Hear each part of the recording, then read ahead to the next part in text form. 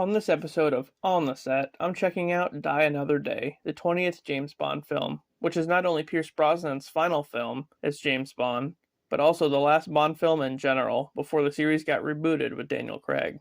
So let's get into it. The movie starts off with Bond infiltrating a military base in North Korea. A colonel named Moon is trading weapons for African diamonds. His number two, a guy named Zhao, learns of Bond's identity, and then Moon tries to kill him in a crazy hovercraft chase scene, which ends with Moon falling over a waterfall. Well, that was a short movie. Oh, wait a minute, there's more? Okay.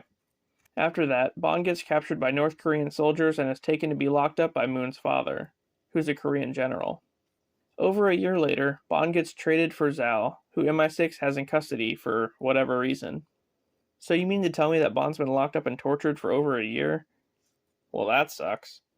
Anyway, MI6 revokes Bond's agent status for thinking he may have leaked information while being tortured.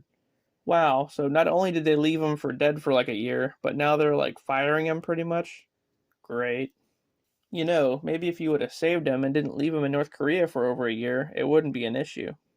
Hearing all this, Bond is convinced he's been set up by someone acting as a double agent. He manages to escape MI6 custody and heads to Hong Kong. There, he meets with an old friend named Chang, who tells him that Zhao is now in Cuba. Oh no, we haven't been back to Cuba since GoldenEye. Anyway, once he's in Havana, Bond meets with an NSA agent named Jinx. They go to a clinic where people can have their appearances changed through DNA manipulation. What kind of futuristic shit is this? What is this, Face Off? As Jinx kills the doctor in charge of the clinic, Bond finds Zhao inside and they fight.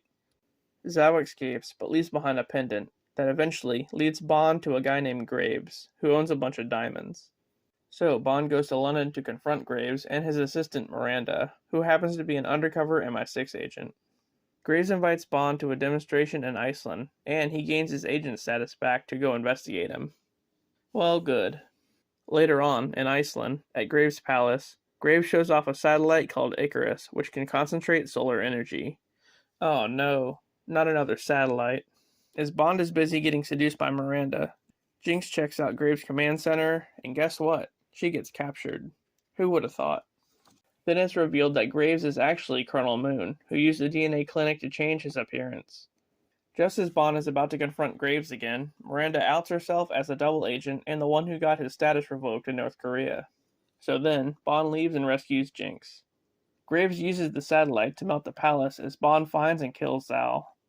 After that, Graves boards a cargo plane in Korea, and Bond and Jinx jump on. Here, Graves reveals the true purpose of Icarus, to cut through the border between North and South Korea, allowing North Korea to invade and take over. Well, that's not good. Then, as Bond goes to shoot Graves, a stray bullet pierces the plane, causing it to rapidly descend. Jinx attempts to fly the plane while Bond fights Graves. But suddenly, Miranda shows up and engages Jinx in a sword fight. And this part is just nuts. 4 people fighting in a falling plane. Wow. Finally, Jinx is able to kill Miranda. Graves tries to jump out with a parachute, but Bond opens it and causes Graves to get sucked into one of the plane's engines. Then, Bond and Jinx board a helicopter and fly to safety. And afterward, of course, they do the do. The end. Well, this is probably the most action-packed ending to all the Bond films, aside from GoldenEye, of course. That plane fight was just nuts. And it sucks that this is the final movie. But hey, now we have the reboot, so there's that.